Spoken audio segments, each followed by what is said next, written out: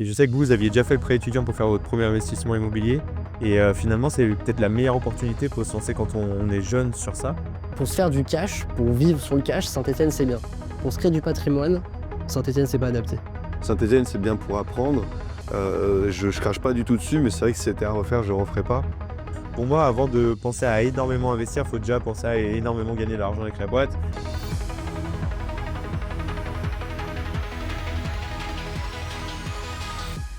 Bienvenue dans Décroche ton téléphone, le podcast des entrepreneurs en croissance. Je suis William, cofondateur de Convertix avec Alexis, et voici Romain de HTW Marketing.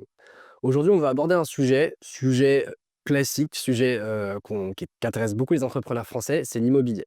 L'immobilier, c'est un investissement. Alexis, tu as toute une thèse sur l'immobilier. Tu me faisais notamment part que ça allait beaucoup avec la partie entrepreneuriat. C'est quoi un peu ton point de vue à ce niveau-là? Pour moi, l'immobilier, c'est vraiment une manière de faire fructifier son argent, dès qu'on commence justement à en avoir, à investir. Et c'est pour ça que ça s'adresse précisément, je pense, beaucoup plus à une cible d'entrepreneur qui est en croissance, qui commence à bien gagner sa vie et au lieu de laisser dormir sa trésorerie et que ça soit sur une société, une holding ou même en perso, l'immobilier va être un des leviers justement pour, investir cet argent et le rentabiliser. Sachant qu'en France et du coup, tu pourras peut-être compléter aussi sur le sujet, on a quand même un très gros avantage sur le sujet, Mmh. c'est qu'on a un système bancaire qui justement, est plutôt, on va dire, opportun et qui va accompagner des projets d'investissement immobilier. Là où c'est beaucoup plus compliqué dans certains pays, notamment en Union européenne où le système bancaire va beaucoup plus accompagner sur la résidence principale et pas forcément sur des projets d'investissement locatif, par exemple. Clairement. Donc après on a tous eu des expériences différentes, sur, l'investissement immobilier. Peut-être que Romain, tu pourras, illustrer, avec ton expérience, cet exemple? Ouais, moi j'ai commencé dans l'immobilier grâce à vous finalement et grâce au bon prêt étudiant. Je me rappelle que d'une discussion qu'on avait autour de la table et c'était il y a maintenant 6 ans, 7 ans, on était encore en études, on était en master 1, master 2. Et je sais que vous aviez déjà fait le prêt étudiant pour faire votre premier investissement immobilier. Et ça, on avait déjà poncé pas mal de vidéos sur YouTube de gens qui l'avaient fait. Et finalement, c'est peut-être la meilleure opportunité pour se lancer quand on est jeune sur ça. Et après, pour faire au moins un premier investissement, donc aller chercher le plus gros prêt étudiant possible. La problématique de ça, c'est que on se retrouve à investir derrière dans des villes un peu misères comme Saint-Étienne à l'heure actuelle. Je sais pas ce que tu en penses, toi. Je sais que tu avais pris tes premiers apparts à Saint-Étienne et après tu en as revendu un. Et quelle est ta vision des choses aujourd'hui sur Saint-Étienne? Est-ce que c'est toujours pertinent d'investir là-bas? Je sais que nous, on avait un peu cette vision de se dire: «Allez, on va prendre 15-20 biens à Saint-Étienne et le but, c'est d'enchaîner et cetera». Et toi, tu avais eu une discussion avec, Tony de Une Vie de Liberté qui t'avait dit que c'était pas spécialement la meilleure option. Et là, tu préfères tout rapatrier sur Lyon aujourd'hui et aux alentours. Donc c'est quoi ta strat? Et surtout pour gaper, parce que Saint-Étienne, c'est bien pour commencer, je pense, quand tu es jeune. De toute façon, quand tu as 60 000 € à investir, tu as pas non plus, des milliers de lieux pour le faire. Mais une fois que tu as de plus en plus de capacités, comment tu fais? Moi, je dirais l'inverse, c'est bien pour finir Saint-Étienne. C'est déjà, enfin, Saint-Étienne, ça fait partie des grosses villes de cassos de France, avec des trucs comme Nevers, enfin, plein de villes où, en fait, concrètement, tu as un immobilier qui ne vaut rien. J'ai presque envie de dire que ça ne vaut même pas les matériaux de construction.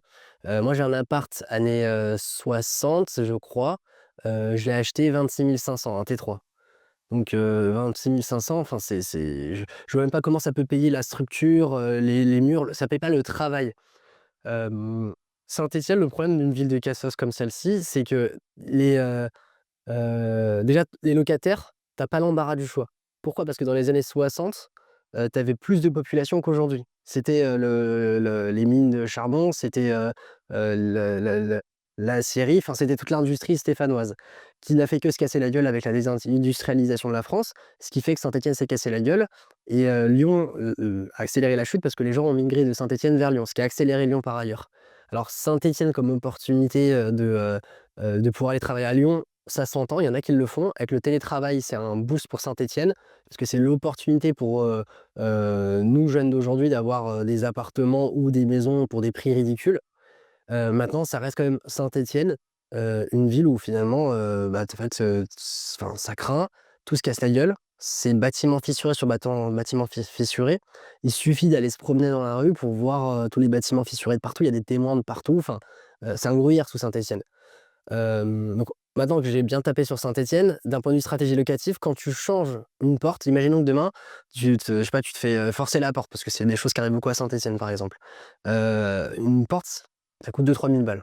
2 000 à 3 000 balles, c'est 10% du prix de l'appart. Donc ça n'a aucun intérêt de faire des travaux sur des apparts à Saint-Étienne. Quand tu mets 1 euro à Saint-Étienne, tu en récupères 0,4, 0,6 à la vente maximum pour 7 € mis. Et d'ailleurs, des fois, tu mets 1 euro, mais ça t'améliore de 0 € ta plus-value. Donc c'est pour ça que Saint-Étienne, vu la valeur locative, c'est une ville de cassos qui dépérit, il faut la laisser dépérir, je pense. Alors il y a peut-être des stratégies de grandeur nature, de faire des top appart et tout. Moi, j'y crois pas du tout. Le coup du grand appartement haussmannien, avec vraiment le style super beau de partout, aucun intérêt. En fait, l'argent que tu mets, tu ne le retrouveras pas en arrière. Donc faut limiter les frais, faut faire du pas cher, faut faire du brico-dépôt, faut tirer les prix vers le bas. Là où à Lyon, par exemple, quand tu changes une porte, déjà c'est peanuts par rapport à la valeur du bien, et mettre 1 euro permet des fois d'en récupérer 2.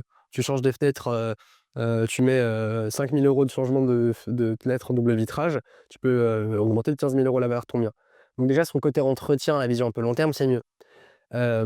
Saint-Étienne, c'était attirant parce qu'en fait, le ratio entre ce que ça coûte et ce qu'on peut louer est excellent. On peut faire des rentas à 20% à Saint-Étienne. À Lyon, la norme, elle doit être vers, je pense qu'un investisseur classique, il te fait un Pinel, il attend 3-4% de renta brute maximum, si c'est pas du 2 comme à Paris, quoi. Donc en fait, le pourcentage attire, mais en fait, comme tu dis souvent, le pas cher coûte très cher. Tu du pas cher, en fait, ouais, tu de la merde, t'as des locataires cassos. Les cassos ont le choix sur les apparts là-bas. Donc en fait, je pense que c'est une idée qui semble bonne sur le papier, qui est mauvaise dans la pratique. Quand tu es jeune et que tu te lances, aujourd'hui à refaire, je ne le ferai pas. Maintenant, ça m'a permis de mettre le pied à l'étrier. Je connaissais aucun investisseur, j'ai commencé tout seul à ce niveau-là. Plutôt j'ai poussé un pote à se lancer à ce niveau-là, à acheter des apparts et que j'ai vu que ça marchait, je l'ai fait de mon côté. Mais ouais, sur une vision long terme, même si tu rentres des loyers chaque mois, le jour où tu as des travaux à faire, tout le cash flow que tu avais fait, bah, il est perdu, il passe dans tes rénovations. Et tu pas de prise de valeur de bien.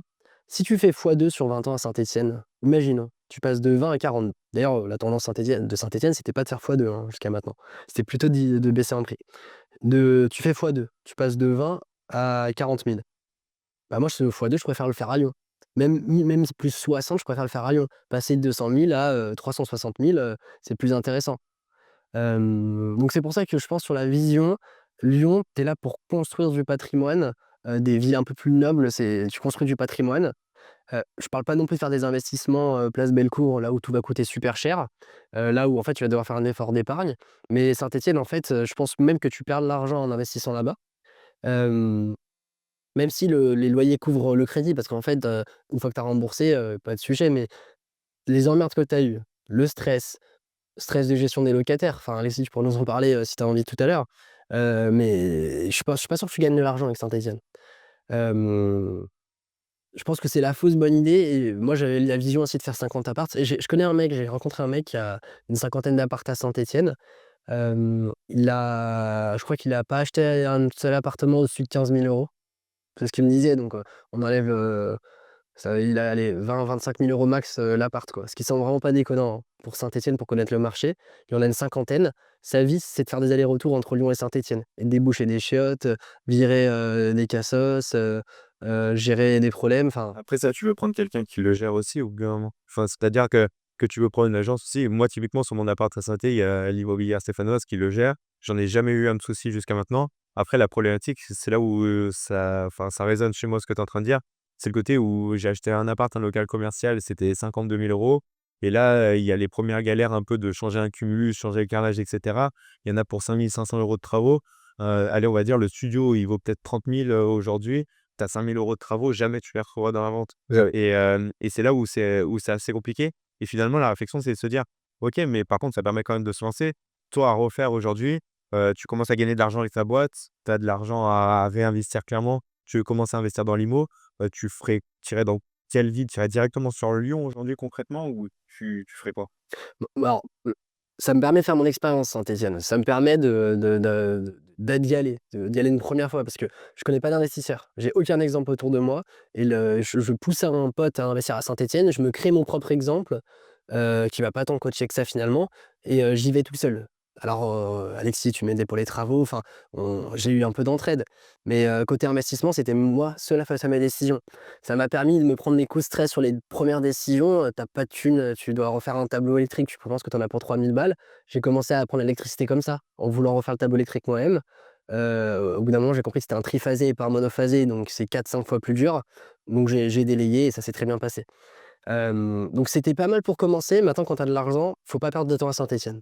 C'est une ville de cassos, faut la laisser, enfin c'est pas adapté. Vaut mieux aller directement sur Lyon. Quand tu es jeune, tu as de l'énergie, si tu as de la thune, si tu commences à bien gagner, Lyon direct, ville équivalente. Roanne, par exemple, c'est un très bon entre-deux. On est sur de l'immobilier beaucoup plus accessible, où on peut aller faire de l'immeuble, par exemple, ou même de l'appart, avec des montants tout à fait adaptés, un grand A qui est OK. Mais le truc, c'est que des villes comme Nevers, Saint-Étienne, où on est vraiment sur, on achète de la brique pas chère, ça vaut vraiment pas le coup. Mais il y a aussi des villes, par exemple sur Lyon, dans le nord de Lyon, où il y a des immeubles à 80 000 €, 120 000 €, des apparts à 20 000 30 000 €. C'est un Saint-Étienne bis. C'est juste qu'on achète un appart là-bas, c'est un petit canard. C'est la fausse bonne idée. C'est pas parce que c'est dans le 69 que ça vaut le coup. On va dire les apparts à moins de 40 000 €, ça me semble plutôt une mauvaise idée. Ou alors, faut les exploiter en exploitation commerciale en Airbnb, sur un autre mode d'exploitation. Et dans ce cas-là, Saint-Étienne peut être intéressant. Maintenant, super, on se fait de l'argent sur du cash flow, sur du commercial, mais on oublie que l'immobilier, là où on se fait vraiment du gros argent, c'est sur l'amortissement, c'est sur le remboursement des échéances. Parce que chaque mois, ouais, tu rembourses, mais tu rembourses, tu 1 m² qui t'appartient en plus, par exemple. Et ça, c'est dimensionnant et ça te permet de faire de l'enrichissement. C'est pas mal pour se lancer. Heu, je finis mon propos tout à l'heure sur, je pense que c'est plutôt pour, quand on est âgé qu'il faut aller à Saint-Étienne. Saint-Étienne, je pense que demain tu as 1 000 000, tu achètes pour 1 million d'euros d'appart à Saint-Étienne, donc tu achètes, 40-50 apparts. L'avantage de Saint-Étienne, c'est que tu fais des gros loyers. Pour te créer une retraite, tu t'achètes cash des apparts et je sais pas, tu as une, trentaine d'apparts disons, où tu rentres, 400-500 € par mois, tu te fais quand même une belle retraite avec ça. Donc, pour se faire du cash, pour vivre sur le cash, Saint-Étienne, c'est bien. Pour se créer du patrimoine, Saint-Étienne, c'est pas adapté. Après une belle retraite, tu as quand même les soucis de gestion qui vont avec. Donc C'est possible. en soi, mieux vaut avoir, peut-être deux trois apparts mieux placés qui vont te rapporter, peut-être, l'équivalent, par rapport à tout ce que tu vas acheter à Saint-Étienne, mais tu auras moins d'emmerdes que si tu allais, si tu si c'est dans une grosse ville. Bah, alors, à Lyon, alors pour ta retraite, si tu as des apparts bien placés, a priori, ils vont pas te rapporter grand-chose parce que, déjà, enfin, tu vas faire des loyers un peu plus élevés, peut-être 2 fois plus élevés, maximum 3 fois plus élevés qu'à Saint-Étienne, mais ils vont coûter, 20 fois plus qu'un appart à Saint-Étienne. Donc, il vaut mieux à la limite foutre sur des ETF à ce moment-là, pourquoi pas? Ou faire, sur un bien, bien placé que tu mets en crédit lombard pour aller chercher de la dette sur de l'ETF, pour aller, lever de la dette sur de l'ETF éventuellement. Maintenant en fait, ce qui est intéressant, enfin, la gestion pourquoi pas. Moi après j'ai un appartement typiquement qui tourne depuis un moment, j'ai personne qui le gère, enfin théoriquement c'est moi qui le gère, mais le locataire paye jusqu'au jour où, la distance c'est un sujet, ça me fait chier d'aller à Saint-Étienne, 1 heure, aller, 1 heure retour. Maintenant, c'est vrai que tu peux déléguer la gestion. Tu parlais de la délégation à agence, la plupart des agents immobiliers, c'est des porte-clés. Ils sont juste bons à ouvrir des portes. Ils ont pas de valeur ajoutée spécifique. Ils te citent encore, ils connaissent même pas les lois de l'immobilier. Alors il y en a qui sont très bien informés, mais souvent, logiquement, ils coûtent cher et donc vu qu'ils coûtent cher, ils te cassent ta renta et en fait, bah, tu les payes chaque mois et en fait, tu as besoin de payer le minimum à ce niveau-là, sinon tu optimises pas ton investissement. Et si s'il y a que 3 apparts à gérer, c'est mieux, c'est quand même, plus facile. Moi, la délégation, le problème, c'est qu'il faut trouver un agent immobilier, qui fait bien le travail et le problème, c'est que c'est pas facile, tu trouves pas facilement un bon agent immobilier. La plupart aujourd'hui se forment, en vitesse accélérée pour apprendre un métier, qu'ils connaissent à moitié et en fait, ils gagnent de l'argent notamment dans la transaction sur des groupes IAD juste parce qu'ils sont bons à ouvrir des portes. Après, tu as besoin pour de la gestion, par exemple sur Saint-Étienne, tu as besoin spécialement d'avoir le meilleur agent immobilier. Moi, je sais que l'immobilière qui est en train de gérer, c'est vraiment de la gestion. Typiquement, il y a une fuite d'eau, bah, c'est eux qui font intervenir. Il y a besoin de faire un double de clé, etc. C'est eux qui l'amènent. Enfin, il n'y a pas besoin d'une grosse connaissance de l'immobilier pour gérer un appartement à Saint-Étienne aujourd'hui, quoi. Pour ton problème que tu as eu récemment, tu les as relancés combien de fois? Combien de fois ils ont anticipé ton besoin pour, te venir de manière proactive? Combien de mois ils ont laissé un locataire, sans eau chaude? Enfin, quand tu vois quand même la qualité de gestion de ce qu'ils ont fait. Alors du coup, ce qui est cool, c'est que ils ont eu le luxe de choisir un locataire qui est beaucoup trop tolérant vis-à-vis de sa situation. Là enfin, tu as un locataire qui aurait un peu étudié le droit et qui voulait un peu se faire respecter. Non seulement il te demandait un relogement, des dédommages et intérêts, enfin il t'allumait Parce quoi. que on va juste donner du contexte. Typiquement, il y avait un gros problème d'eau chaude et cetera et ça fait 6 mois qu'il vivait dans l'appartement sans eau chaude aujourd'hui et c'est l'immobilière stéphanoise qui un jour m'appelle, me dit: «Bon, bah, vous avez votre locataire, ça fait 6 mois, il est venu nous voir aujourd'hui, qu'il a pas d'eau chaude et cetera». Je me suis dit: «Mais pourquoi il s'est pas réveillé plus tôt? Pourquoi?» Et j'ai pas été au courant plus tôt que ça et je pense que c'est un enchaînement. Enfin, c'est là où je me suis fait une image globale de Saint-Étienne, où tu as un locataire qui paye même pas son appart parce que c'est les appels qui le payent à 100. Il est pas investi plus que ça et ça les dérange pas de pas avoir d'eau chaude, enfin, c'est ce que j'en ai compris. Une information qui vient très tard à l'immobilière, qui me donne l'information encore plus tard, ce qui fait que ça fait un délai de 8 mois où il s'est rien passé et genre on aurait pu intervenir beaucoup plus rapidement. Mais j'ai envie de dire une chose, moi en tant qu'investisseur aujourd'hui, bah, j'ai reçu tous mes loyers jusqu'à maintenant et ça m'a pas empêché de dormir parce que j'en étais même pas au courant plus que ça, quoi. Donc j'ai envie de dire, de mon côté purement, bah, chacun a fait son taf et finalement ça a trop mal fonctionné, quoi. Non, c'est vrai que si toi l'avantage c'est que tu laisses faire. Bah, c'est ça. En fait, je n'étais tellement pas au courant que, j'avais aucune manière stressée et je sais que toi, ça te stresse beaucoup plus les abats, par exemple. Tu m'as énormément dit la réflexion, mais comment tu fais pour pas être stressé, pour rien piloter par rapport à ça et enfin, tu y penses beaucoup plus, quoi. J'y pense pas beaucoup plus, mais je trouve que tu as un laisser-aller qui, pour moi n'est pas envisageable, de pas piloter les charges que tu rentres, ce que tu dépenses, de pas être au minimum au courant une fois par mois de ce qui se passe, en contactant l'agence. Enfin, moi, c'est pas envisageable. J'aime bien avoir le contrôle sur ce que je fais et sur ce que je possède et enfin, mais c'est tant mieux et genre, c'est très admirable, mais sans forcément tout le temps y penser, j'aime bien être au courant et c'est vrai que oui, forcément, quand tu as un impayé, moi, ça m'est arrivé justement à Saint-Étienne, quand tu as un impayé, forcément, ça te met un peu plus de pression. Après, tout dépend de la nature de l'impayé, là, en soi, c'était, juste la personne n'avait plus d'emploi, enfin, elle était de bonne foi, quoi. C'est pas quelqu'un qui était, malveillant, donc ça limite un petit peu le stress et tu sais que la personne n'a pas non plus détruire l'appart parce qu'elle est malveillante. Mais oui, c'est jamais très agréable. Après, je rebondis sur ce que tu disais et je pense qu'on pourra aussi enchaîner sur, quelles sont les perspectives d'investissement qui sont intéressantes aujourd'hui en immobilier, et quels sont les modèles qu'on peut éprouver. Saint-Étienne, c'est bien pour apprendre. Je crache pas du tout dessus, mais c'est vrai que si c'était à refaire, je referais pas. Et après, oui, on n'a pas payé cher les apparts. On n'aura sûrement pas une très belle rentabilité et une très belle plus-value, mais on a énormément récupéré en apprentissage et c'est vrai que ça a pas forcément de prix, à part peut-être une bonne formation, mais voilà, c'est ce que je retiens de Saint-Étienne. Après du coup, parlons peut-être des perspectives d'investissement beaucoup plus intéressantes. Je sais que tu as éprouvé, vachement un modèle en ce moment, William, qui est la colocation. Mmh. Que peux-tu nous dire sur ce sujet? Bah, déjà, avant de faire de la colocation, j'ai fait du Airbnb sur Lyon.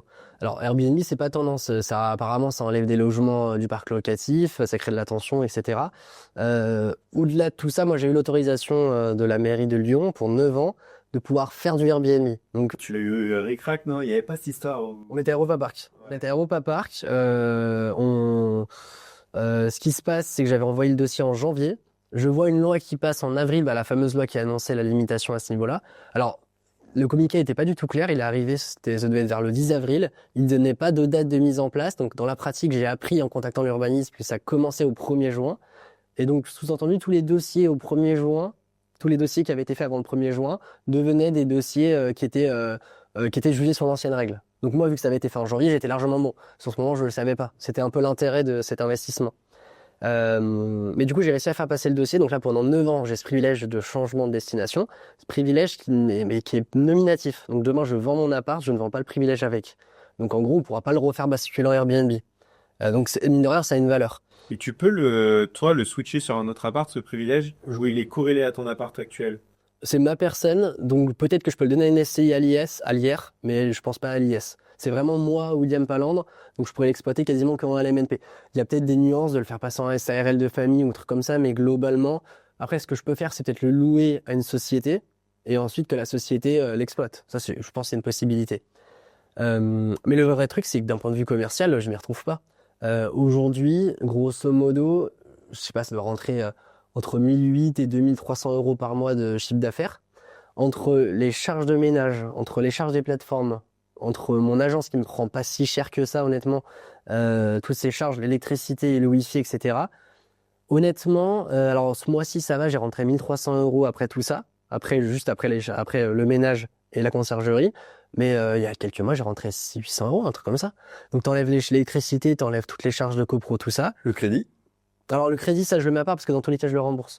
C'est moins intéressant que de faire de la longue durée sur ce mois-là. Donc en fait, j'ai plus intérêt à louer à quelqu'un en longue durée qui va rester sur le long terme ou en moyenne durée éventuellement qui a un autre modèle intéressant. Mais j'ai gagné moins d'argent. Donc en fait, le Airbnb, aujourd'hui, j'en arrive à la conclusion que dans les villes comme Lyon, ça me semble pas si intéressant. Ça me semble intéressant, le Airbnb, plus peut-être dans la campagne ou Saint-Étienne, ça pourrait être intéressant, Airbnb, je pense. C'est saturé, hein. J'avais déjà exploré un peu le marché. En fait, Énormément de logements sur la carte qui sont pas chers en plus. c'est possible, mais typiquement, alors, mis à part Saint-Étienne, des villes comme peut-être Saint-Chamond, Rive-de-Gier, enfin, des villes un peu avec du fleuron industriel, là où il y a Alstom, au Creusot, etc. Bourgoin-Jallieu, enfin, c'est des villes, ça va pas coûter si cher le mètre carré, il y a quand même un peu d'investissement à faire, et il y a moyen que le ratio entre les lots, ce qu'on rentre comme argent, et la valeur du bien vaille le coup. Donc Lyon, je dirais no go. Et du coup, le Airbnb, à la fin aujourd'hui, je trouve pas ça rentable sur Lyon. Alors, j'en ai discuté avec d'autres investisseurs, peut-être que je peux optimiser et faire mieux. La colocation a été un modèle qui a été quand même bien mieux. Moi, ce que je fais, c'est que je vise des colocations d'au moins 4 personnes, que j'achète vraiment à un bon prix. Je n'oublie pas le prix. Parce que moi, j'ai quelques porte-clés qui m'ont dit, qui me parlent que de la renta, mais en fait, ils vendent l'appartement 30 000 € plus cher que la valeur marché. Donc la renta est bonne. Sauf que tu le vends dans 20 ans, bah, tu l'auras toujours payé 30 000 € de plus. Alors, tu auras fait de la plus-value, tout ce que tu veux. Il n'empêche que tes 30 000 balles, c'est 3 ans de loyer, enfin, c'est 3 fois 10 000 €, c'est 3 ans potentiellement de l'amortissement que tu dois rattraper dedans. Donc, faut jamais oublier une constante dans l'immobilier, c'est toujours acheter en dessous du prix du marché. Ça, c'est hyper important à faire. Et c'est pas parce qu'on a acheté au-dessus que c'est la fin du monde, mais acheter 20 000 € au-dessus, c'est 20 000 € à rattraper sur le long terme, quoi. C'est à prendre en compte et c'est pour ça que il faut le vendre à quelqu'un qui a un effet coup de cœur idéalement le bien. Comme ça on vend, on l'achète en dessous du minimum et on le vend vraiment au top, vraiment au maximum. Ça c'est l'idéal dans l'immobilier. La colocation, ce qui est intéressant, c'est que avec les 4 chambres, donc moi je transforme le salon en chambre, ça permet de vraiment maximiser le loyer. Ça permet de rentrer par exemple 2 000 € de loyer sur un appartement que tu aurais loué en classique 1 100 € voire 900. Donc t'arrives avec un bien parce que tu en as une meilleure exploitation, parce que tu le transformes ou parce que tu l'as bien choisi, tu fais beaucoup plus d'argent, tu crées d'un point de vue social beaucoup plus de logements, tu donnes l'accès à des logements par exemple pour des étudiants. Moi j'ai que des étudiants.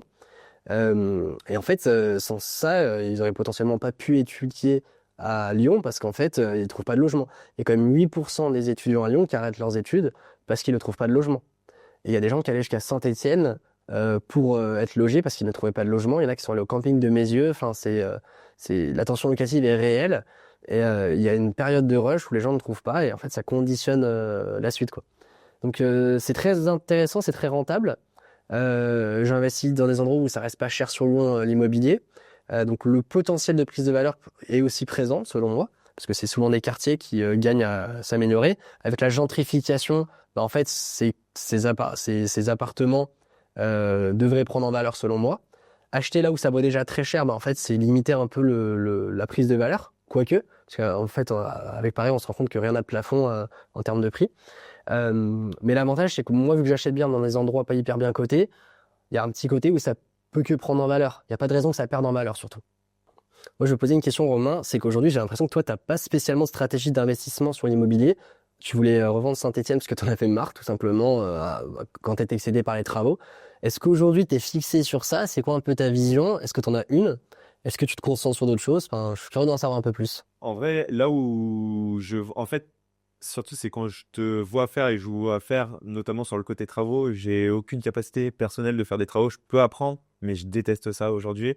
Je sais que vous, ce qui a permis vraiment de gâter quand même, toi, au niveau des colocs, c'était qu'au départ, c'est quand même toi qui as fait les travaux énormément. Tu t'es fait accompagner pour ça, mais tu étais quand même présent à 80% sur les travaux. Et de ton côté, quand tu as acheté ta RP de ton côté, c'est quand même toi qui as fait full travaux. Et aujourd'hui, j'ai pas cette capacité-là et j'ai pas cette envie-là. Et c'est là où je me questionne énormément sur est-ce que l'immobilier, de mon côté, c'est l'investissement le plus intéressant pour moi, dans le sens où si tu fais pas tes travaux ou si tu mets pas un minimum la main à la pâte, bah, c'est là où tu défonces un peu ta renta et c'est là où c'est beaucoup moins intéressant. Donc je sais que maintenant, on pourra en parler après, que tu es dans une posture où tu serais plus à même à déléguer les travaux maintenant et tu as la chance d'avoir dans ton entourage des gens aussi qui sont prêts à le faire aussi. Mais c'est ça qui me met un frein à vouloir faire beaucoup d'immobilier, c'est que j'ai pas envie de me prendre la tête.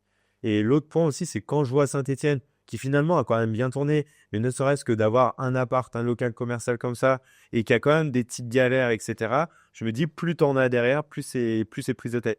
Et c'est pour ça que ma réflexion, c'est de dire, aujourd'hui, il y a quand même le PEA en termes d'investissement qui est hyper intéressant et qui offre aujourd'hui une bonne renta si tu rentres bien et qui permet de beaucoup moins se prendre la tête. Donc, je sais que c'est des choses très différentes, mais je pense que objectivement, c'est un investissement qui me correspond beaucoup plus par rapport à ma manière d'être et ma mentalité et de ce que j'ai envie de faire et du niveau de prise de tête que je suis capable d'avoir et du niveau de prise de risque que je suis capable d'avoir.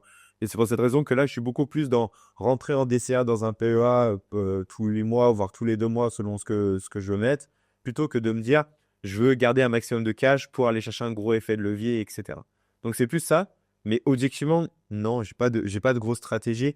Aujourd'hui, je me concentre beaucoup plus sur le développement de la boîte et je me dis, avant de vouloir fortement investir, bah déjà avoir une boîte qui tourne vraiment bien pour sortir un maximum de cash, quitte à faire comme vous avez fait après, le système d'holding, etc., pour faire remonter dans les SCI. Mais je me concentre, pour moi, avant de penser à énormément investir, il faut déjà penser à énormément gagner de l'argent avec la boîte. Et c'est plus sur cette phase-là que je suis à l'heure actuelle.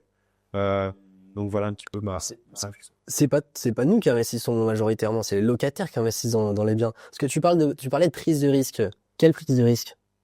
Bah, concrètement aussi, de ton côté, enfin, je veux dire, sur la prise de risque aujourd'hui, je pars du principe que plus tu as d'appart, plus tu les accumules, plus au bout d'un moment, il y en aura un ou deux sur lesquels il va y avoir des grosses emmerdes qu'il va falloir gérer. Il y a un peu ce truc de dire être rentier en immobilier, j'y crois de moins en moins. Le côté vraiment rente. Pour moi, l'immobilier, c'est un taf au final. Quelqu'un qui a 30, 40, 50 apparts, ça, enfin, sauf s'il arrive vraiment à mettre quelqu'un qui manage le truc et que lui, il prend une énorme prise de hauteur, au bout d'un moment, l'immobilier, c'est un travail. Quand on avait fait les cabarets là, avec une vie de liberté, etc., qu'il y avait plein de gens qui faisaient de l'immobilier, mais tous ceux avec qui j'ai discuté, qui avaient 20, 25, 30 lots, 50 lots, à part celui qui a réussi à énormément déléguer, ils disaient tous que c'était concrètement des emmerdes et qui avaient des problèmes tout le temps, tout le temps, tout le temps. Quand c'est pas, il y a une salle de bain qui pète, il y a un cumulus qui pète, il y a des locataires qui se barrent, des locataires qui payent pas, et c'est des emmerdes, mine de rien. Donc, je ne crois pas du tout à la rente immobilière. Pour moi, c'est clairement un métier, et ce métier, je pense, ne me plaît pas aujourd'hui, quoi. Ce qui s'entend, hein, ce qui s'entend. Je reviens juste sur un élément et après je serais intéressé d'avoir le point de vue d'Alexis quand même. Plus t'as d'appart, j'allais dire moins t'as de risques par appart. Enfin, pas par appart, mais sur le global. Quand t'as un seul appart, si t'as un impayé, t'as un seul appart qui te la met dedans.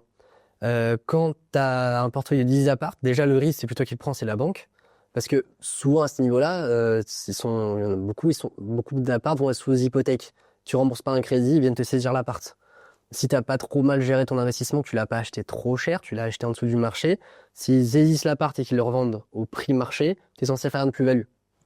On enlève les frais de notaire, mais c'est censé bien le faire. Donc le risque est plutôt porté par les banques. Le risque, au contraire, moi j'aurais tendance à dire, c'est de pas être assez endetté. En France, pour moi, le risque, c'est de pas être d'être assez endetté. Surtout que toi, tu vas avoir un fils, je sais pas si t'en as parlé ou si. On en a parlé la dernière fois. Bon bah parfait.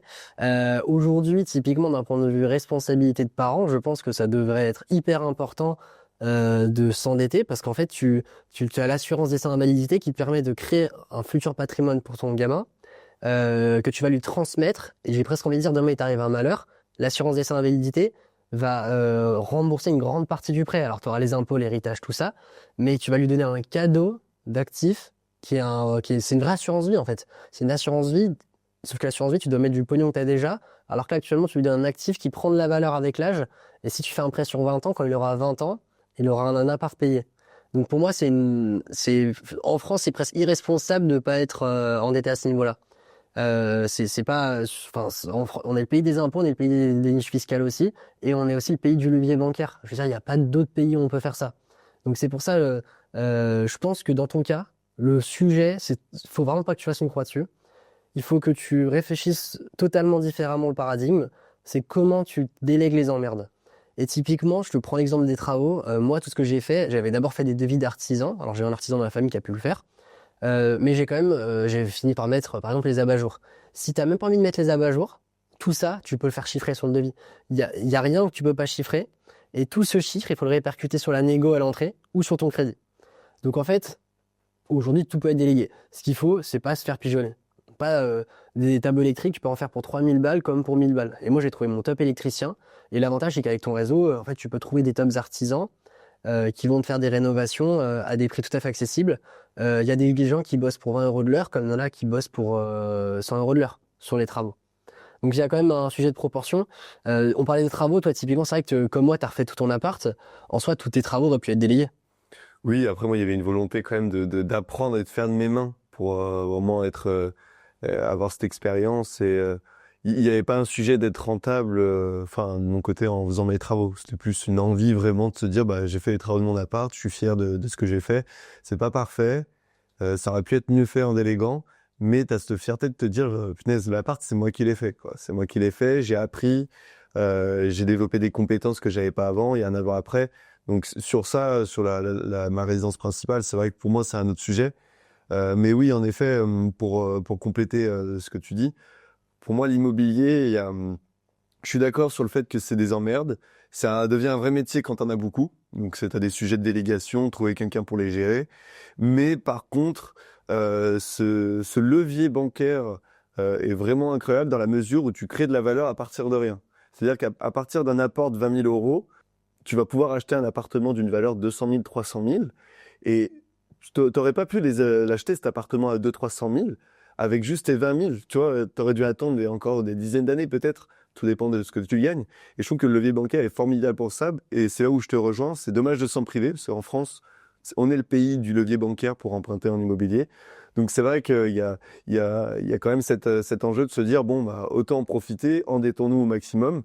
Mais en effet, la plus-value se fait à l'achat. Et c'est là où ça demande quand même une préparation. Il y a des critères à regarder, il y a des visites à faire, faut enchaîner, il y a du temps à passer. Et c'est sûr qu'à côté de ça, tu investis dans un plan d'épargne d'action ou même t'investir en bourse ou en assurance vie. C'est vrai que c'est largement plus facile, largement plus accessible. C'est rentable si tu t'y connais un peu et que tu étudies un petit peu les ETF, les indices, ou même les actions dans lesquelles tu peux acheter. C'est rentable, mais par contre, t'as pas cet effet de levier que tu peux avoir avec l'immobilier. Et c'est vrai que pour moi, on est plus sur des stratégies complémentaires, plus que de devoir choisir l'immobilier ou de la bourse. Il y a des avantages à l'un, des avantages à l'autre, des inconvénients également. Et pour moi, voilà, c'est plus une stratégie. C'est vrai que moi, aujourd'hui, j'étais pas mal de ton avis sur le côté boursier. Et c'est vrai qu'en échangeant avec William, je me suis dit, ouais, c'est vrai qu'il y a quand même ce levier bancaire, c'est quand même dommage de s'en priver. Et là, aujourd'hui, j'ai de l'argent à investir avec la holding. Et le focus 2026, ça va être de l'immobilier, parce que ça fait longtemps que j'en ai pas fait, parce que j'ai envie de mettre un peu d'inertie sur le fait de t'en commences par un. Et forcément, ça demande beaucoup d'efforts au début, parce que tu dois faire ton plan d'action, tu dois commencer à te remettre dedans, refaire des visites. Tu sais, il y a cette inertie au début. Mais une fois que tu en as fait un, bon, bah voilà, c'est bon, tu sais comment faire, tu peux vachement empiler. Tu as les partenaires bancaires, à partir du moment où tu sais ce que tu fais, et que tu investis correctement, ils prennent confiance en toi, donc ils sont plus aptes ensuite à te suivre sur un deuxième, un troisième, un cinquième, un dixième bien. Et il y a quand même un effet vertueux que je pense qui est intéressant à les déclencher. Et surtout qu'en société, nous, on l'a pas trop précisé, mais pour moi, investir en société, j'ai pu confronter les visions bourse, des comptes titres d'entreprise. Tu peux même créer des wallets Bitcoin, par exemple, pour mettre ton Bitcoin, acheter du Bitcoin en entreprise. C'est vrai qu'aujourd'hui, quand tu veux investir en entreprise, le levier qui reste le plus intéressant, quand tu prends tout en compte, les impôts, les structures que tu peux faire, le levier bancaire, l'immobilier reste quand même hyper intéressant. Et aujourd'hui, moi, tu vois, j'ai de l'argent dans une société. Si je veux investir en PEA, je dois me reverser de l'argent en perso qui va être taxé à 45% par l'URSSAF pour le mettre en PEA. Donc c'est vrai que ça devient tout de suite moins intéressant. Et c'est vrai que l'intérêt d'investir en bourse en France, c'est d'utiliser les leviers fiscaux comme le PEA, l'assurance vie. Et c'est vrai que quand tu veux investir en société, déjà, tu es vachement limité. Et si tu ouvres un compte titre, tu payes ta plus-value latente sur tes plus-values que tu génères avec ton compte titre d'entreprise, même si tu n'as pas encaissé les plus-values. Donc c'est vrai, d'un point de vue investissement en société, et là on part sur un autre sujet peut-être, mais d'un point de vue d'investir en société, je trouve que l'immobilier est beaucoup plus opportun et le levier bancaire permet définitivement pour moi me dire que la bonne idée, la bonne stratégie d'investissement en 2026 pour moi en société, c'est l'immobilier en priorité. Et par contre, dans le sens où je suis totalement d'accord, je suis souvent l'extrême bas sur certaines choses, toi tu es l'extrême haut et souvent toi tu te situes au milieu par rapport à ça. Et c'est là où c'est intéressant de confronter les visions. Mais après, tu es prêt du coup en 2026 aujourd'hui à mettre de l'intensité dessus. Parce qu'il va y avoir le côté vite, il va y avoir le côté appart, et le côté coloc, de diviser la coloc, de rajouter une chambre, etc. Tu es prêt aussi à mettre ce temps-là clairement et de commencer à l'enchaîner. Aujourd'hui, ça fait partie de ton plan d'action 2026 clairement, quoi. Oui, et j'ai le temps. Et parce que du coup, nous, dans notre activité, on a réussi à bien déléguer, à se dégager du temps, ça me permet en effet de pouvoir me consacrer à l'immobilier. Et c'est vrai que tu fais bien de le préciser, l'immobilier, ça va demander du temps. Donc il faut être prêt à investir ce temps-là, que ce soit sur le temps de visite, le temps opérationnel, mais même le temps aussi d'apprendre, de regarder des biens sur le bon coin. Et oui, il y a cette réalité aussi que si aujourd'hui, tu n'as pas de temps, tu as de l'argent à investir et tu veux pas te prendre la tête, l'investissement en bourse sur un PEA ou sur un compte titre, oui, c'est sûr que ça va devenir un choix intéressant. Donc, tous ces critères pris en compte, et c'est là où moi je vous invite vraiment à définir tous ces critères. Est-ce que j'ai du temps? Est-ce que j'ai envie de m'embêter avec certaines choses? Est-ce que je suis prêt à aller faire les visites? Est-ce que je suis prêt à faire les travaux moi-même pour apprendre? Tous ces critères posés sur la table, vous faites 2 colonnes, pour et contre, et vous voyez un petit peu derrière quelle est la priorité pour vous en investissement. Mais je pense que si tu choisis d'investir en immobilier aujourd'hui, ça va être intéressant dans tous les cas de diversifier dans un second temps en bourse pour éviter de courir un trop grand risque si l'immobilier se casse la figure. C'est toujours bien aussi d'avoir des billets en bourse. Et pareil, si aujourd'hui ta priorité en fonction de ces critères que je vous ai dit de faire, c'est d'investir en bourse, je pense quand même qu'à un moment, ça va être intéressant d'investir en immobilier parce que si tu te prends un gros crash boursier, l'immobilier va être aussi une valeur refuge. Donc il y a aussi cette notion de, pour une première étape, faites votre choix. Pour moi, c'est pas top de trop se disperser au début. Faites votre choix, priorisez l'un ou l'autre en fonction de certains critères. Mais ensuite, il va falloir très vite penser à diversifier. Et après, c'est là où aussi je veux votre avis. Je sais que William, toi, tu as quand même cette vision très focus immobilier. On n'a pas trop échangé sur la diversification. Qu'est-ce que tu en penses, toi, de ton côté? Est-ce que tu vas investir en bourse peut-être dans 5 ans? Trop jeune pour diversifier aujourd'hui. De mon côté, clairement, la bourse, pour moi, j'allais dire, c'est un peu un truc de vieux, dans la mesure où il y a une question de timing. Tu disais, il y a des avantages et inconvénients, il y a aussi du timing. La bourse, tu vas gagner moins d'argent que l'immobilier. Par contre, tu auras beaucoup moins d'emmerdes. À part des déclarations à faire, tu as quand même beaucoup moins d'emmerdes. Ce qui est intéressant, c'est qu'imagine que tu fais de l'immobilier. Tu fais 20, 30 appartements sur Lyon, tu fais un patrimoine à 5-6 millions à 50 ans, tu soldes tout ton parc. Tu as 5-6 millions.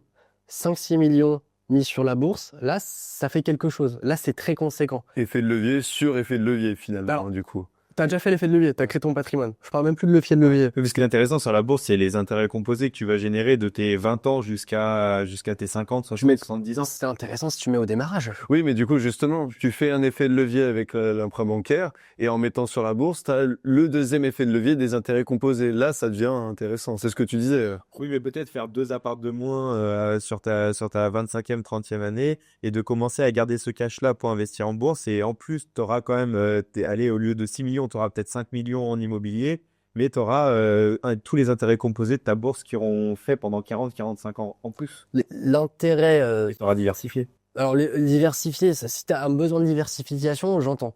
Mais le truc, c'est que si tu fais à fond l'immobilier, tu mets vraiment tous tes œufs dans le même panier dessus et que ça marche, et que tu montes à 20 lots, tu as 6 millions de patrimoine. Ces 6 millions qui sont capables de faire les intérêts composés, tu les mets dans du PEA, enfin pas dans du PEA, mais dans du CTO ou équivalent sur de la bourse, et que tu fais 8% par an.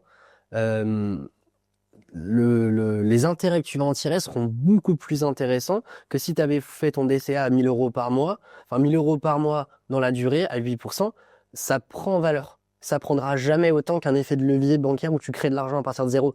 On dit à partir de zéro, aujourd'hui, il faut mettre un apport. Mais tu prends 20 000 qui deviennent 200 000 sur 15 ans dans mon mode d'investissement. Du coup, tu prends 200 000 que tu places, tu fais 10 appartes. ça fait 2 millions. La même chose en bourse, ça n'existe pas. Par contre, une fois que tu as ces 2 millions, tu veux plus t'emmerder, tu vends tout, tu prends ces 2 millions, tu mets sur de la bourse, tu feras infiniment plus d'effets composés que si tu avais juste fait un DCA classique. Par contre, tu te seras emmerdé. Mais en même temps, on n'a rien sans rien. Je veux dire, tu t'emmerdes pour faire une base, la matière première que tu vas mettre dans tes actions de bourse. Et il y a aussi un élément tout bête, il y a le côté s'emmerder à devoir gérer son immobilier. Mais il y a aussi à un moment, si tu commences à devenir très riche, t'arrives plus à trouver de trucs à acheter. T'as trop d'appartements, t'as des nouvelles règles d'imposition, c'est la colocation sur Lyon. Si t'as 100 colocs, bah t'as saturé le marché peut-être. Et donc, tu peux plus en faire une de plus. Et donc, le prochain que tu vas faire est peut-être pas aussi intéressant qu'il faudrait. Donc en fait, à un moment, c'est aussi parce que tu as poussé à fond un sujet que tu diversifies. Parce qu'en fait, dès que tu as acheté toutes les colocations intéressantes, faut passer à autre chose, quoi. La diversification, ça dépend si tu la décides ou si tu la subis. Euh, pour un exemple dans votre cas, on pourra parler de la diversification plus tard peut-être, dans cet épisode ou un autre, mais on peut faire les deux. On peut typiquement, aujourd'hui avec le crédit Lombard, investir dans des actions, les nantir auprès de la banque. Donc j'ai 100 000 balles, je mets 100 000 balles auprès de la banque. La banque, je vais leur dire, vous bloquez ces actions sur un ETF Monde par exemple, et vous allez me donner 100 000 euros de crédit bancaire en plus, de l'autre côté, qui seront garantis par ces 100 000 balles que vous possédez, qui vont me permettre d'acheter de l'immobilier. Donc de 100 000 balles, je fais et de la bourse et de l'immobilier. Et je pense que ça aujourd'hui, en termes de levier de diversification, c'est le plus puissant. La réalité aujourd'hui, c'est que les 100 000 balles, moi je préfère faire 5 appartes avec 5 apports à 20 000 euros et aller chercher encore plus de dettes parce que je suis jeune, parce que tant qu'il y a l'énergie d'y aller, il faut le faire. Il faut qu'il y ait de l'immobilier, il faut qu'il y ait de la dette. Il y avait cette punchline qui disait que si à 40 ans, tu n'as pas 1 million de dettes, c'est que c'était clairement un souci en France. Je pense à 40 ans, tout le monde devrait avoir son million de dettes sur la tête. Parce qu'en fait, tu as cet effet de levier où c'est pas toi c'est pas toi qui achètes l'immobilier, c'est le locataire qui te l'achète. Du coup, il y avait 2 points aussi, par rapport à ce que tu viens de dire, sur lesquels je voulais interagir et avoir ton point de vue. Tu as parlé du côté, allez, on a 6 millions à 50 ans et tu réinvestis tout en bourse. Et selon moi, là où je vois pas, enfin, spécialement la bonne stratégie, qu'il suffit que l'année de ces 50 ans, ce soit pas une bonne année en bourse et du coup, tu investis tout au moment où c'est pas spécialement la meilleure année. Et encore, selon moi, la bourse, ce qui est intéressant, c'est vraiment de lisser sur tes 40 années tes points d'entrée pour que ça augmente. Et le deuxième point, c'est à 50 ans, est-ce que ton objectif, c'est vraiment de tout remiser sur quelque chose pour continuer à capitaliser ou est-ce que c'est pas plutôt à penser à la transmission à tes enfants et avoir une stratégie aussi en ce sens-là? Parce qu'à 50 ans, tu as accumulé un bon patrimoine aujourd'hui. Est-ce que c'est vraiment intéressant de se dire, allez, on va rechercher encore un nouveau effet de levier avec de la bourse sur certaines choses et est-ce que c'est vraiment la meilleure stratégie à avoir? Ou est-ce que l'année de tes 50, 60, 70 ans, après ça, l'avenir nous le dira, et c'est pas plus intéressant de commencer à penser à la transmission et comment tu vas structurer la chose pour tes gosses, toi? Dans tous les cas, de toute façon, il faut optimiser. Comme moi, je parlais du fait de placer de l'argent. Bien entendu que dès que tes gamins naissent, il faut penser à la partie successorale. Faut faire du levier, il faut faire du démembrement dès que tes gamins naissent. Ça, c'est un b.a.-ba, ça. Il y aurait même limite un épisode entier à faire sur ça. Mais moi, aujourd'hui, la vision que j'ai, c'est pour chaque... J'aimerais, si jamais j'ai des enfants, j'aimerais que pour chaque enfant, dès qu'il naisse, il puisse avoir un appart qui lui soit à peu près attribué, et pour que un crédit sur 20 ans, pour que dès qu'il ait 20 ans, il ait remboursé l'intégralité de l'appartement en son nom, et qu'il puisse disposer d'un appartement, soit pour y habiter, mais ça, sauf que il le fera jamais. Enfin, a priori, il n'y a aucun parent qui achète un appartement dont l'enfant est dedans, quasiment. Mais au moins qu'il ait un actif qui se soit créé, qui lui permette d'avoir un pactole de démarrage de vie qui est quand même conséquent. À 20 ans, c'est le moment où justement tu en as besoin de ce pognon pour payer tes études, pour acheter l'appart là où tu veux vivre, payer ton lifestyle. Mais la succession, oui, c'est à côté. Ce que je veux dire, c'est c'est de la donation qui doit être faite tout au long. Tu parlais d'effet de levier sur la bourse. Il n'y a pas d'effet de levier sur la bourse. Pour moi, c'est juste de l'investissement. Oui, de l'investissement, mais je veux dire, tu mets fort et après, l'objectif, si tu m'as dit, si tu rentres avec 6 millions, ça permet d'aller chercher une grosse traction très vite. Ah oui, c'est les intérêts composés que tu parles. C'est l'intérêt. Après, par contre, pour Oui, mais rentrer en une seule fois, je trouve pas ça spécialement intéressant sur l'année de tes 50 ans. Ça peut être intéressant. Mais la réalité, c'est que si t'es un peu malin, quand je dis une seule fois, déjà, tu vends pas ton parc d'un coup. Tu le vends progressivement. Et en fait, ça te fait ton DCA automatiquement. Dès que ton appart est vide, tu commences par arbitrer tes biens. Tu fais des arbitrages en permanence dans l'immobilier. Et en fait, oui, tu fais pas un virement de 6 millions, quoique, tu pourrais. Mais non, tu joues les timings, tu le fais progressivement. C'est pas un virement à 6 millions que tu fais, c'est sûr que tu vas rentrer progressivement.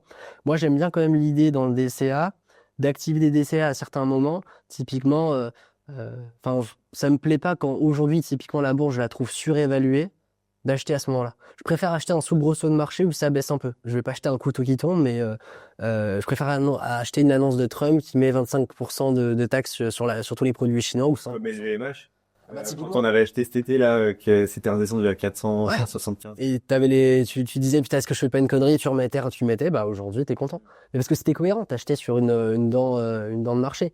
Après, dent ça peut ne jamais remonter. Mais quitte à acheter, autant pas acheter au top. On sait jamais où est le top.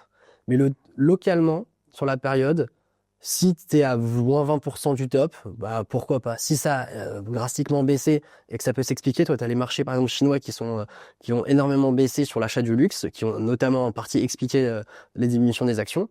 Bah, ça fait un prétexte cohérent pour acheter. Alors, si LVMH est terminé, dans ce cas-là, t'es baisé. Mais t'es baisé dans tous les... Si LVMH et LVMH est terminé, il y a d'autres problèmes que. Ouais. Après, du coup, ça perce l'intérêt du DCA et de se dire que tu investis en bourse pour être tranquille. Là, c'est pas du DCA dont tu parles. Là, c'est de l'investissement en bourse. Là, c'est limite du trading.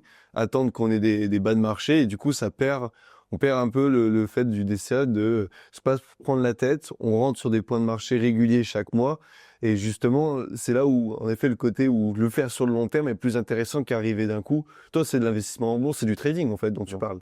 Trading, c'est de la fréquence, c'est moins de Non, mais secondes. dans la manière de parler, c'est Du trading, tu regardes quand même et que tu analyses un minimum les choses. Le DSCA, c'est vraiment, tu te mets en pilote automatique et qu'il pleut, qu'il vente, qu'il neige, tu le fais. Alors, en fait, le DCA fait comme ça, c'est bien parce que si tu n'es pas prêt à faire le minimum d'efforts, c'est sûr que c'est mieux que rien. Il vaut mieux faire ça qu'aller balancer son argent par la fenêtre.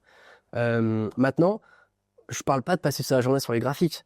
Je parle une fois par mois, se dire putain, en ce moment, la période est pas trop mal, le contexte est morose, tout le monde se dit que c'est la fin du monde, il y a des annonces de Trump, et si j'allais jeter un petit coup d'œil sur les charts, quoi. C'est de le faire de manière anecdotique. Le trading, c'est t'as tes courbes, t'as tes hauteurs, t'as tes stochastiques, t'as toutes tes courbes que tu suis en permanence, et tu rentres et tu sors, tu vas acheter à 618 pour revendre à 623. Enfin, c'est pas ce niveau-là. Je dis juste de faire un DCA intelligent. Ouais. Moi, par exemple, je faisais un DCA à un moment, c'était des DCA par niveau du Bitcoin. J'achetais à 36 000, 35 000, 34 000, et j'ai fait ça jusqu'à 16 000 $. Et j'achetais à 1000 euros à chaque fois que je passais un palier. Au lieu de faire la date, j'avais fait des niveaux, alors ça peut être plus ou moins intelligent, et je pense qu'on se raconte beaucoup d'histoires. À la fin de la journée, ce qui compte, c'est d'acheter. Par contre, je suis pas sûr que tu sois hyper rentable à tout acheter au plus haut. Donc c'est pour ça que lisser son entrée, c'est toujours malin, mais je préfère lisser mon entrée sur un marché qui a un peu baissé. Le fameux credo, acheter du son du canon, vendre son du violon, hein. Ça, c'est un truc, à mon avis, ça marche toujours. L'immobilier, par exemple, étant donné qu'il était plutôt en baisse actuellement, c'est un bon moment pour acheter. Les gens se disent que c'est pas le moment d'acheter, raison de plus y aller. Et pour revenir sur donc il y a le côté écosystème vraiment de l'investissement. Pour revenir purement sur l'immobilier, il y a un point aussi que j'avais en tête de me dire au bout d'un moment au niveau pro d'acheter nos propres locaux. Comme voilà où on tourne le podcast, par exemple, on loue l'espace de podcast. Et je me dis pourquoi on ne devient pas ces personnes qui avons les locaux et qui louons nous-mêmes l'espace de podcast, etc. Et est-ce que selon vous, c'est intéressant aujourd'hui d'avoir ce côté prendre nos locaux au niveau pro, en tout cas de les acheter et potentiellement avoir plusieurs parties et sous-louer certaines parties, etc. ou pas du tout? Je sais pas si un d'entre vous. Moi, je trouve pas ça intéressant. Je trouve pas ça intéressant. Pourquoi est-ce qu'on ne loue pas si cher? Parce que déjà, ils n'arrivent pas à le remplir. Parce que des agences de podcast, il y en a énormément qui se lancent, c'est le truc à la mode. Tous les coins de rue, tu as un studio de podcast.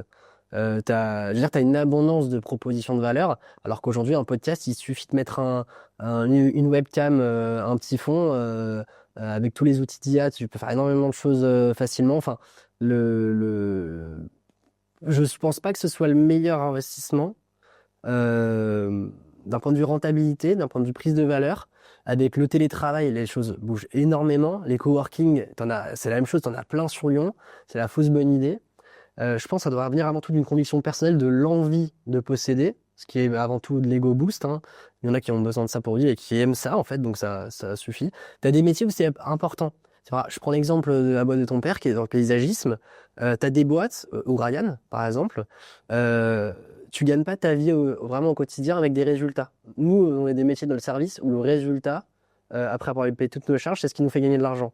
Ryan, par exemple, lui, pour moi, il fait sa fortune en remboursant ses machines. Sa boîte gagne en actifs parce qu'il rembourse ses machines qu'il va acheter 20-30 000 euros. Et une fois qu'il les a remboursées, il les possède. Mais il fait des résultats normalement break-even, il ne fait pas énormément de cash. Par contre, demain, sa société, il a 6 millions de machines, elle vaut 6 millions fois les coefficients. Et c'est là où il fait de l'amortissement, donc ça va dépendre des business. Par contre, aujourd'hui, on a des crises du logement en France. Donc au lieu d'aller vouloir faire des locaux commerciaux qu'on n'arrive pas à remplir, il faudrait peut-être penser plutôt à se concentrer sur des besoins plus primaires, qui est logeons les gens. Parce qu'en fait, il y a de la demande à ce niveau-là, quoi. Donc pour moi, fausse bonne idée. Par contre, il y a moyen d'être malin sur ça. Bien acheter un appart, l'utiliser éventuellement pour son entreprise si jamais c'est pertinent. Si jamais ça coûte moins cher que prendre un coworking, parce que quand on prend un coworking à 1000 euros par mois, ça reste de la perte sèche. Donc il vaut mieux que ça aille dans un crédit. Mais ce que je veux dire, c'est que le bien, il faut aussi penser à quand on va arrêter d'exploiter. Et moi, je prendrais bien un appart que je rebasculerai en appart derrière, parce que ça me semble plus intéressant. Bah, c'est vrai qu'il y a cet avantage aussi de pouvoir directement investir avec la société. Et en fait, du coup, c'est ta société d'exploitation qui va te payer un loyer, pour la mise à disposition du local commercial. Donc, c'est vrai qu'il y a un montage intéressant à faire pour se faire remonter de l'argent avec ta société d'exploitation sans forcément passer par la case, rémunération. Donc, dans ça, ça peut être aussi intéressant. Mais c'est vrai ça me semble aussi indispensable de penser au fait que si on veut le retransformer, surtout nous dans nos métiers où ça bouge beaucoup, où nous, aujourd'hui, on a une équipe, on est 6, mais ça se trouve demain, on va avoir peut-être des personnes qui vont vouloir se mettre en télétravail, peut-être des personnes qui vont peut-être plus venir au bureau, et du coup, bah, les problèmes arrivent très vite, parce que finalement, tu te retrouves avec un espace beaucoup trop grand, et là, arrivent des problématiques où il va falloir peut-être songer à le louer à d'autres entrepreneurs pour pouvoir rembourser le crédit, pour pas être à perte.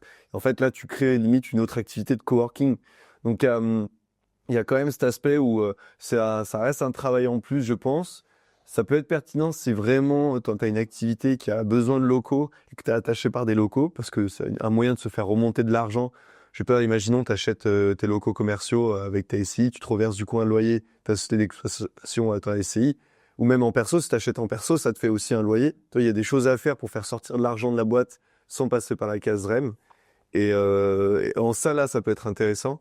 On en a discuté ouais, avec William, mais c'est vrai que nous, par rapport à notre activité, nos objectifs, c'est pas très pertinent. Pareil, encore une fois, je pense que ça dépend que chacun. Ouais, mais ça dépend, mais c'est pour ça que moi je me posais parfois la question de dire quitte à louer une salle de formation à chaque fois, quitte à louer un studio de podcast à chaque fois, quitte à ce qu'il y ait des potes entrepreneurs qui ont besoin régulièrement de locaux, bah au lieu de mettre des petits billets à chaque fois, pourquoi ne pas avoir nos propres locaux et se dire bah t'es chez toi et c'est toi qui deviens le gars qui loue. Mais par contre, là où je prends la réflexion, c'est en fait il y a une abondance. C'est vrai que j'avais pas vision de ce côté. En fait, il y en a beaucoup qui font ça, mais qui louent même pas spécialement et qui il y a énormément de Ils voulaient leur salle de podcast. Tu vois, les salles de formation, c'est un bon exemple.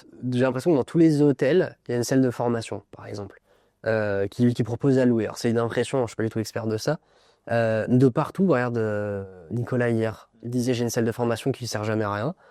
Il va te la louer parce qu'il est pas con. Je veux dire, à un moment, il va payer le ménage et quitte à autant prendre un peu d'oseille. Maintenant, toi, ça te coûte. C'est quoi ton budget formation par mois en réservation de salle ou à l'année? C'est sûr que cet argent, c'est mieux à rembourser en crédit que d'avoir une perte sèche. Parce que nous, quand on paye le Balade Club avec Alexis, c'est de la perte sèche. On enrichit quelqu'un d'autre. En plus, il y a des salariés qui gèrent, donc on paye leur salaire. Donc ce serait mieux d'amortir quelque chose. Maintenant, quitte à amortir quelque chose, je veux amortir quelque chose qui est bien investi idéalement. Et c'est pour ça que moi, je crois plus dans le logement. Et je prendrais bien un logement dans lequel on pourrait travailler. Mais le truc, c'est que si je suis plus rentable à louer un locataire qu'à faire cette économie avec ma boîte, en fait, c'est que des questions d'arbitrage. C'est la non-décision te coûte quoi? Et s'il y a une décision à prendre, tu prends laquelle? Tu vois, toi, par exemple, alors toi, le truc, c'est que tu dois t'adapter. C'est ta salle de formation, tu peux pas la déplacer. Alors que ta formation, souvent, tu dois t'adapter au client. Et c'est là où, finalement, c'est une décision que tu peux pas vraiment prendre parce que acheter une salle de formation au Roulin, super. Par contre, du coup, quitte à ne rien faire, bah, en fait, cet argent qui te permettrait de faire un apport, autant l'investir dans quelque chose. C'est là où tu as plein d'options. Tu as les entrepôts, tu as le logement. Euh, c'est... Moi, je reste quand même très orienté logement parce que je trouve que c'est dans la tendance. Je veux dire, la tendance de l'histoire aujourd'hui, c'est que les gens ont besoin de se loger. Euh, les gens galèrent de plus en plus, surtout parce qu'ils ont toujours eu besoin de se loger. J'ai l'impression qu'il y a beaucoup de locaux commerciaux vides. On en parle. Alors, il y a de la rumeur, il y a des quartiers cotés ou pas cotés. Au global, il suffit de se ramener dans Lyon. Alors, bon, il y a les écolos qui ont détruit la ville. Mais à part ça, je veux dire, on voit qu'il y a plein de trucs abandonnés au rez-de-chaussée. On voit pas non plus 20 000 fenêtres pétées d'appart à l'abandon. Il suffit de lire les journaux. À un moment, les journaux donnent les tendances. On voit qu'il y a la tension locative. On ne parle pas de tension commerciale, a priori. Et par rapport à tout ça, à la stratégie d'investissement, tous les deux, vous avez mis en place vos holdings, etc. Euh, c'est quoi les étapes pour mettre en place cette holding et qu'est-ce qui vous a poussé à le faire? Je sais que vous avez parlé avec des avocats fiscalistes, etc. Aujourd'hui, à refaire, est-ce que vous le feriez dans la même temporalité où vous l'avez fait? Qui est-ce que vous allez voir pour faire ça? Est-ce que le fait d'aller voir un avocat fiscaliste pour mettre ça en place, c'est la meilleure chose à faire? Ou est-ce que finalement, votre expert comptable, aujourd'hui, il aurait pu faire exactement la même chose et vous donner le même niveau de conseil? Est-ce qu'il y a des gens à aller voir? Ou est-ce que vous auriez même tout fait tout seul avec du recul et il y a assez de data sur Internet pour pouvoir le faire? Moi, je pense que même si si tu délègues du conseil en fiscalité à un avocat fiscaliste ou un expert comptable, c'est quand même intéressant de connaître le sujet et de l'étudier déjà aussi toi pour savoir un peu où tu vas. Donc c'est vrai que nous, le système de holding s'est imposé parce on est associés et on voulait pouvoir avoir la liberté de faire ce qu'on veut sur nos structures en se reversant de manière identique des rémunérations depuis notre société d'exploitation. Donc grosso modo, Convertix, l'agence digitale, on se remonte le même montant tous les mois avec William dans nos deux structures et chacun fait ce qu'il veut. S'il y en a un qui veut se payer plus, il fait ce qu'il veut avec sa structure. S'il y en a un qui veut se payer moins un mois, il diminue sa REM. Et l'avantage de faire ça quand tu es associé, c'est que ça évite déjà les conflits, parce que si tu es directement associé dans ta structure qui génère ton argent avec ta structure d'activité principale, si un jour il y en a un qui veut se payer plus, bah, il va falloir penser à la réciprocité. Ah, et puis toi, tu veux une voiture, tu as pris la voiture sur la boîte, mais moi aussi, je veux une voiture. Et tu vois, ça devient très vite très compliqué. Donc, rien que pour ça, le système de holding s'est imposé. Et après, forcément, quand tu veux investir dans l'immobilier, l'avantage du système à holding, c'est que tu peux remonter de l'argent de ta société d'exploitation à moindre frais dans ta holding, et ta holding peut reverser de l'argent à une société qui va acheter de l'immobilier à moindre frais. Tu peux faire en fait des transferts de capitaux qui ne sont pas imposés, ou du moins très peu, ça dépend de la manière où tu vas faire remonter tes capitaux, pas trop non plus rentrer dans les détails, et ça t'évite de passer par la case impôt.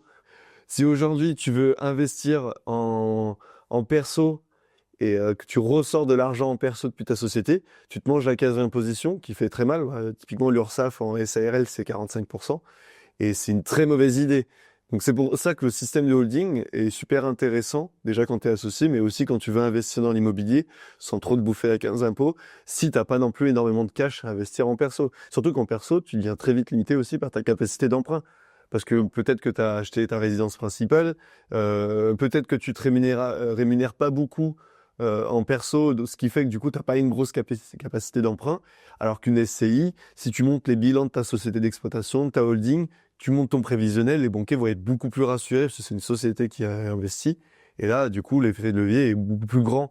Et c'est en ça où notre modèle, notre système est intéressant. Et du coup, par rapport à ça, enfin, pour répondre clairement à la question, on discutait d'un gars hier qui était en SASU, qui se sortait 100 000 balles de salaire par an et du coup, il se faisait allumer. Et il avait même pas conscience que ça existait, ce système d'holding. Donc lui, c'était un gars acharné du taf, très beau, très bonne rentabilité dans sa boîte, mais il l'a tué avec ses sorties de salaire.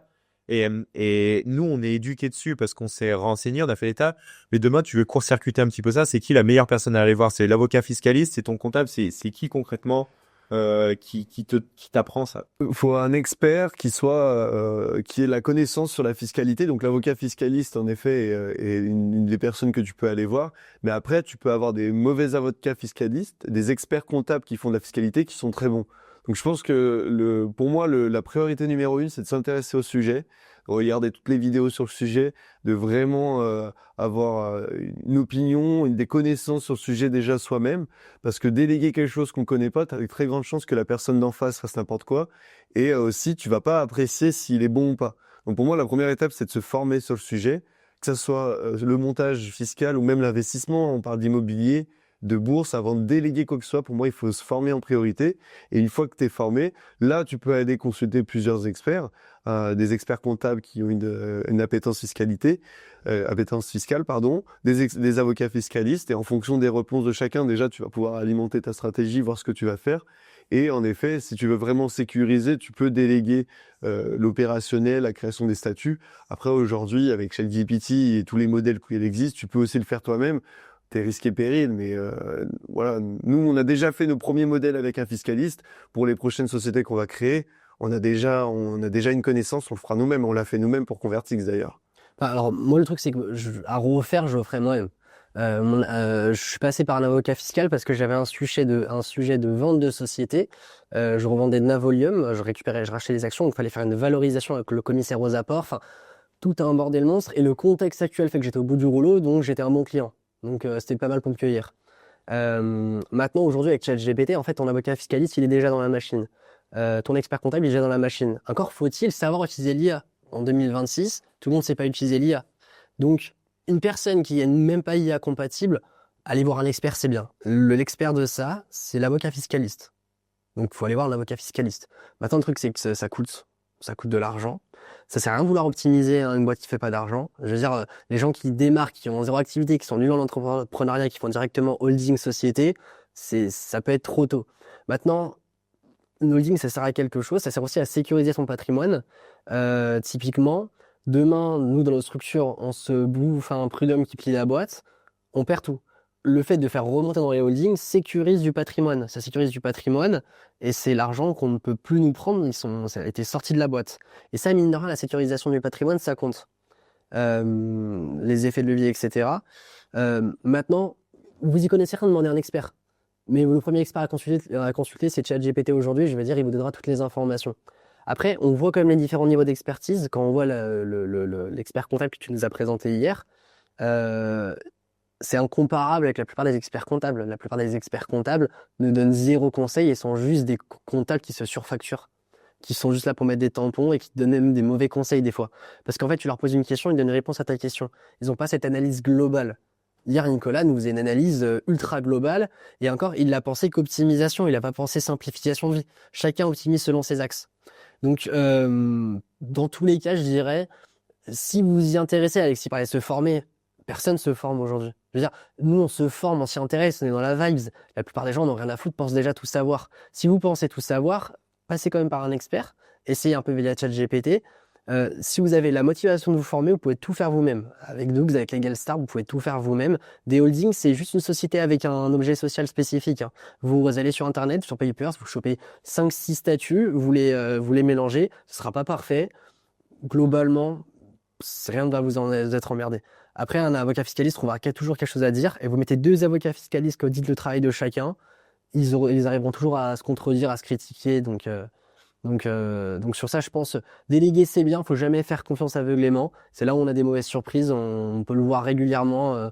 Je voyais Quentin qui a délégué des comptes à un prestataire et le prestataire a oublié de s'occuper des comptes. Enfin, la confiance n'exclut pas le contrôle, c'est vraiment un élément, ça marche dans l'immobilier, ça marche dans toutes les activités. Merci pour votre attention, j'espère que cet épisode vous a plu. Si vous l'avez aimé, vous pouvez le liker, vous pouvez le partager, vous pouvez mettre des commentaires, ça nous intéresse, ça nous permettra de rebondir dessus sur les prochains épisodes. Ça a été un plaisir de tourner cet épisode. Moi je vous dis à la prochaine, vous pouvez nous retrouver sur les réseaux sociaux.